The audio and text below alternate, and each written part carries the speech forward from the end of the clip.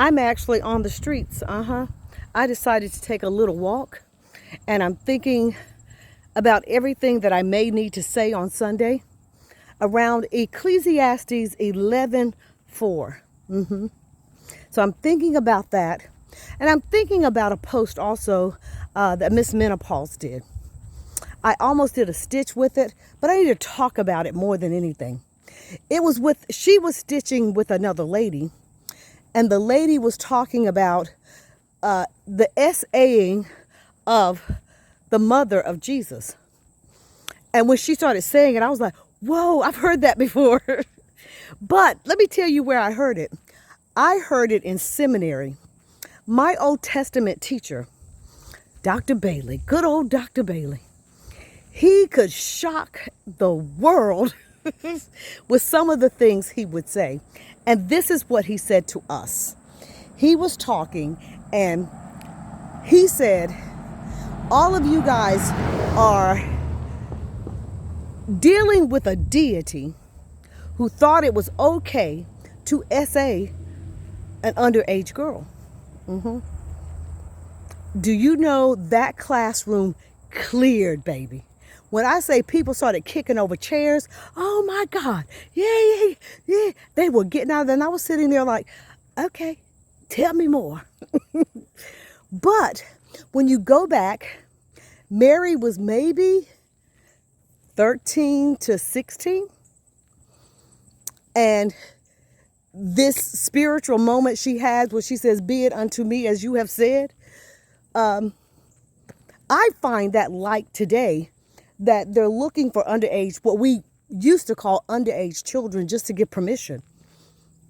I didn't have a problem at all with what he said, at all.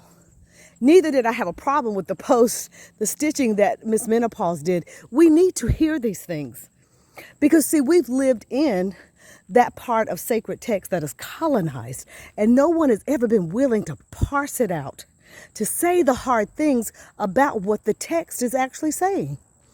Does it change how you believe? Nope.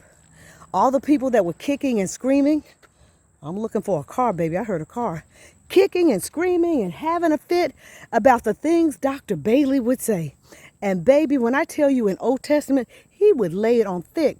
Dr. Bailey now was a Jewish man.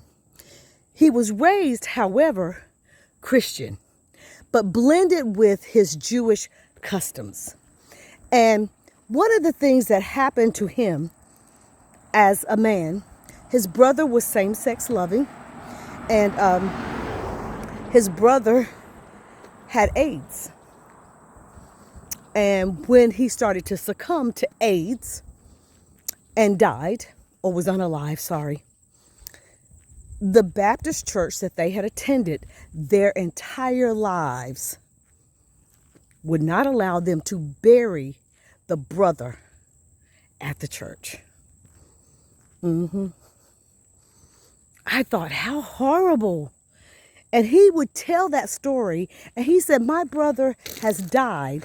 We're having to walk around, run around all over town. Other churches also denied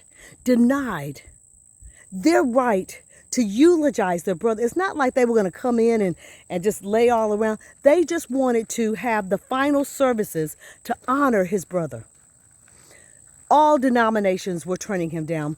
Finally, one non-denominational church gave them permission to have his services. And when I tell you in class, he would talk some stuff about the church. He said, you want to know why people are leaving? Things like that.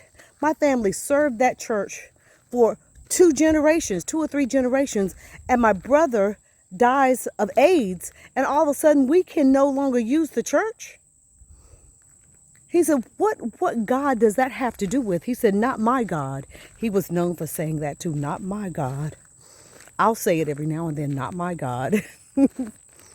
But so many people in that Old Testament class, and it was Old Testament, he spoke Hebrew and things like that, and he would love it when we would utilize, like he would say Elohim, masculine, plural, Some people say, no, it's singular. We'd be like, baby, it's plural.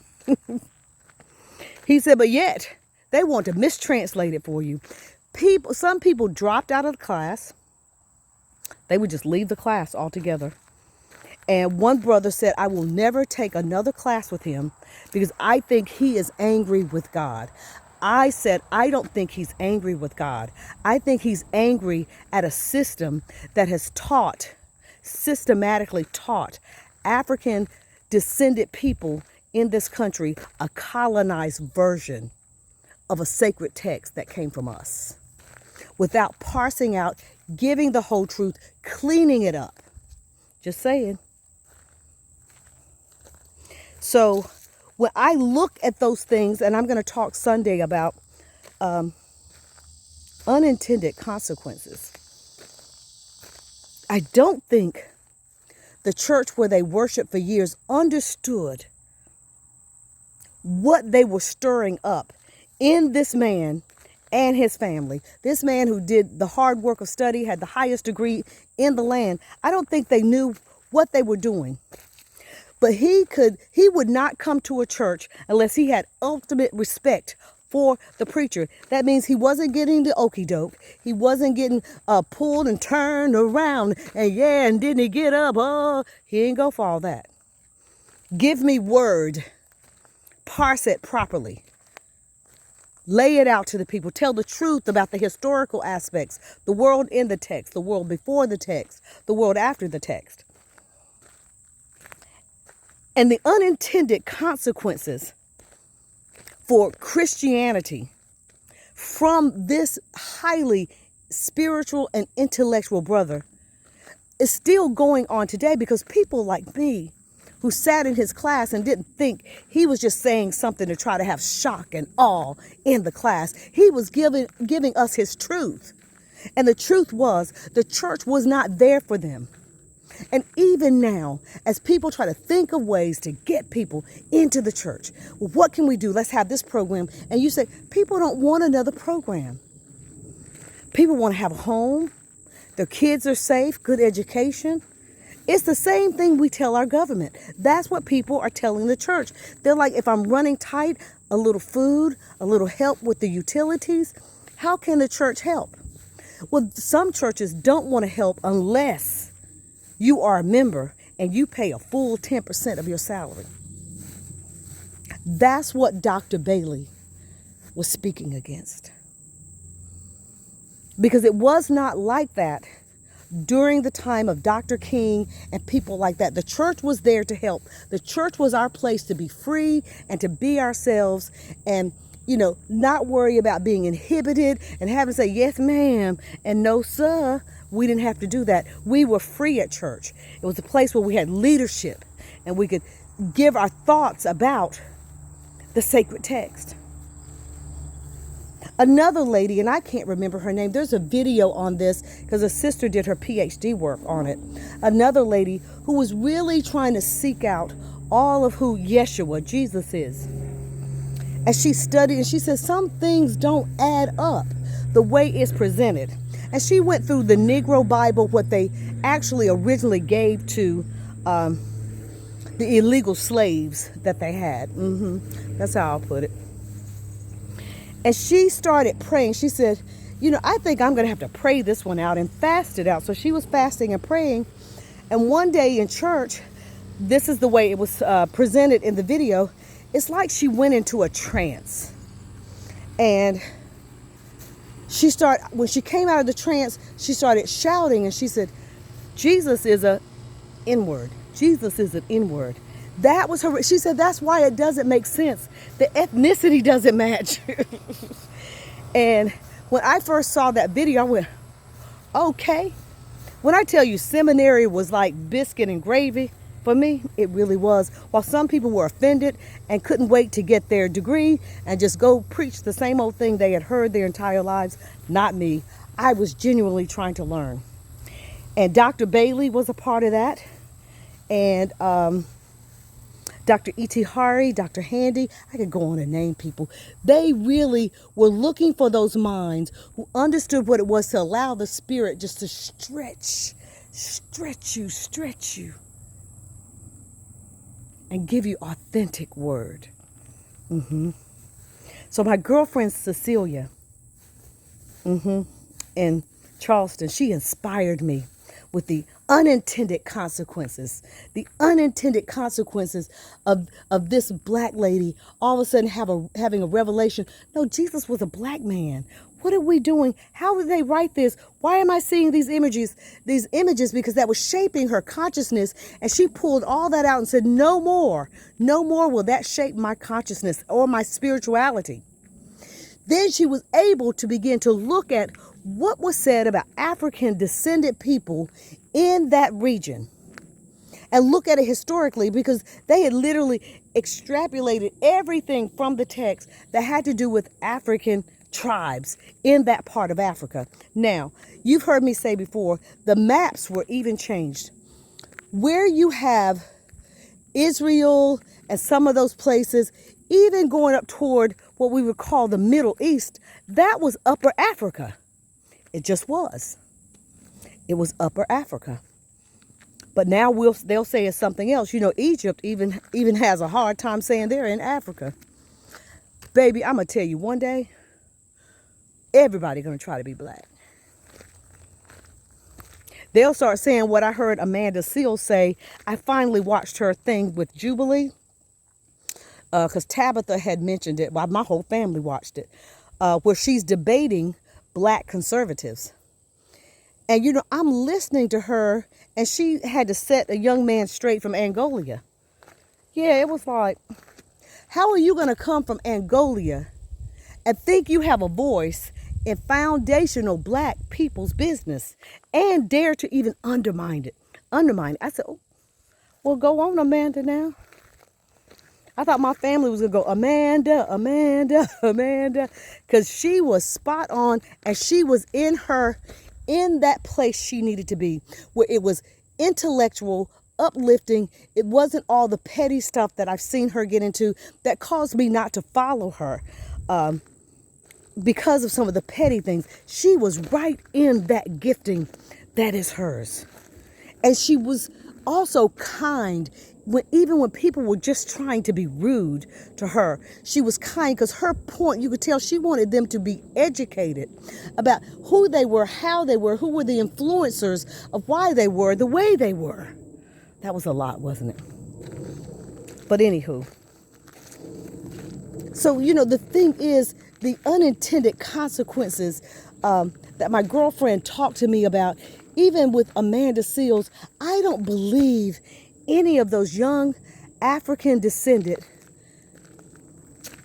conservatives expected what they got.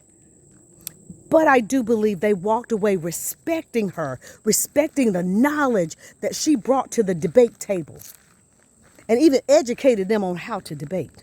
Yes, she did. Unintended consequences, they happen every day. Hope you didn't withhold that smile from the one person that needed it. Because, you know, if you want mercy, you have to show mercy. That means you have to give it out.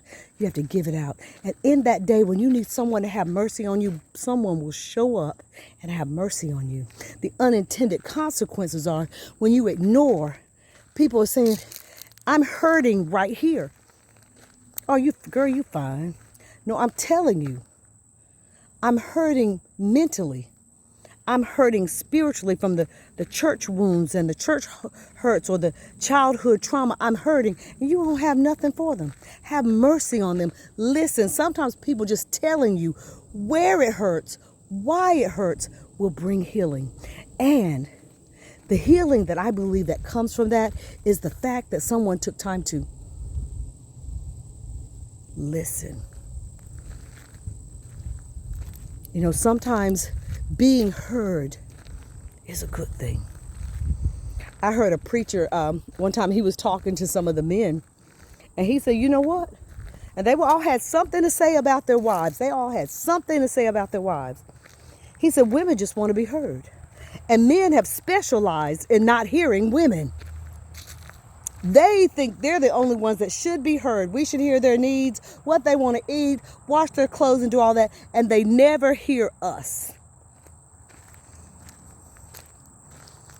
That's what he said. And I kept looking like, is he really saying that? This was a Caucasian man too. I said, wait a minute, wait a minute. He and his wife had a wonderful relationship. We would sit in sacred studies and they would be teaching us stuff, but you look under the table, they were holding hands. He said, no, I make sure I sit down, I put the day away, I put everything away, and I give my wife my ear. I listen, I hear her. I just don't let everything bounce off of me. Okay, baby, that's all right, baby. All right, baby, you'll be all right, baby. No, I listen to her. I said, well, that's another time when I said, just when I thought I heard everything, there was a man really telling other men what they need to hear about how to interact with the opposite sex. Listen. He said, most women just want to be heard. Period. So my walk is about over, guys. I'm going to head on in. And see, we've been eating since we went. My daughter took us on this trip. And my daughter's in there making cookies right now. So I thought maybe I should get ahead of it. They're acting like we're still on that little short vacation. We are not. But we've had pizza rolls, mozzarella sticks, and now we're going to have cookies. So Charlotte, Pastor Caldwell, that's me. Me. I have to work out and exegete all of my sermon. Get that done. I've done my logistics for the food pantry. I've sent out the alarm to meet on Tuesday. We're going to pre-box things. The only meat that will be in the box is like little tiny shrimp for salads. That's all we have. But let me say this. It isn't the food bank's fault. Not my fault. Think about that when you go vote. Think about it. And be sure you check your voter registration, because here in Georgia, they've wiped out almost 500,000. I said 400,000 last time. It's almost 500,000 voters on rolls. So my daughter, of course, had to check hers, then go make sure it was okay. Mine is okay, the rest of the family, things like that. But check it. Because of how people voted, even though I tell you, I don't believe the majority of Americans voted for this. And maybe one day they'll call a thing a thing. I don't know why it's so hard in this country that calls itself one country, one nation under God. Why it's so hard for us to do what's right, for us to tell the truth. Now, they know those girls have been SA'd since the 1990s. They just now getting around to them. Call a thing a thing. The majority of Americans did not vote for this. Y'all gonna get me if I say it like this. But this is how I feel, like this half-assed government that we have. We didn't vote for it. So y'all forgive Charlotte, Pastor Caldwell. I'm not pushing you to start saying bad, naughty words. But that's what we've got. And we didn't vote for it. We did not vote for it. The majority of people did not vote for this ugly stupidity that we have. You know, I might need to say this is for entertainment purposes only. And the lengths they're going to keep the man alive. Woo-wee. Because I know I saw old buddy over in the spirit for a minute and he couldn't talk. It's like he said, I'm gone, I'm back. I'm gone, I'm back. You know, sometimes, believe it or not, I feel sorry for him. Because I know the people who have this crazy agenda that they want, trying to get black folks back in the field and women back in the house and doing nothing but having babies. These crazy people, they are going to ride him all the way to the last breath. But I have no fear. I have all the confidence in the world of who my God is. And I believe my God is a restorative God. My God is a God that defends God's people. All of the beautiful families in the neighborhood where I live, I wouldn't wish that on them. Now, do I have neighbors that probably voted for that? Absolutely. But nevertheless, they come out, they smile, they wave. Not some of the foolishness we see on TV. And I've told you I have a very wonderful brother who has been a volunteer and a family member at the church for years now. And that's his preference. We do not argue over it. We talk. I raise questions. He raised questions. It's not worth our relationship. See, we've let politics rule over who's our friends and everything else. I never saw that when I grew up. You could be sitting in church. Some people may have voted this way, some the other. And when you got to church or got to your job, no, you didn't mention that. That didn't come up. And people didn't tell you back then who they voted for. My grandmother, I used to be like, Mama, who did you vote for? She said, baby, that's none of your business. Why? I'd be like, did you vote for Clinton? Did you vote for Jimmy Carter? Showing my age. She'd be like, baby, when I go in that voting booth, that's between me and God who I vote for. It's not between anybody else. They just need to count it. They need to count it. And that's what they didn't do. They didn't count the votes. They threw them away. They did everything. And I will say this. May God not have mercy. Because they have violated an entire country with their foolishness and their need to be lording over people. I'm going to show you the leaves. I'm going to head in too so I can eat some cookies. I'm going to eat some of those cookies. Hold on, show you this beautiful view. See those beautiful trees? It's always so beautiful. Catch the sunshine right there in the trees. It's always so beautiful in the fall. My favorite two seasons, spring and fall. I'll move over some so you can see a little bit of the sunset that's beginning to happen too. There you have it. It's just beautiful. You pull out just a little bit. There we go. All right, guys. Have a blessed evening. I'll see you tomorrow.